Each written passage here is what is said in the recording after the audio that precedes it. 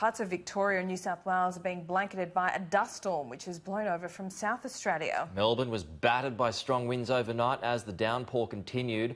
Live now to Patrick Murrell, who joins us from Melbourne. Pat, the rain is still falling in the city, quite obviously.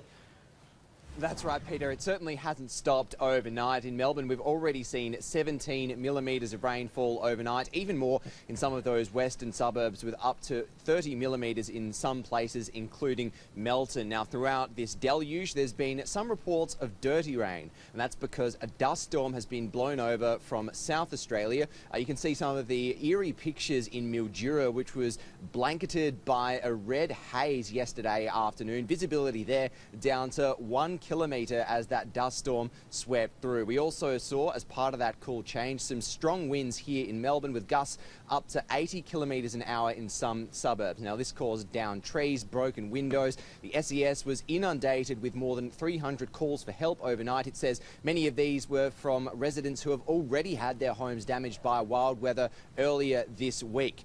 Now, this rain we're seeing at the moment will continue to about 8 or 9 o'clock in Melbourne before we see some light showers for the rest of the day. Certainly nothing as heavy is forecast as we saw overnight. All right, Pat.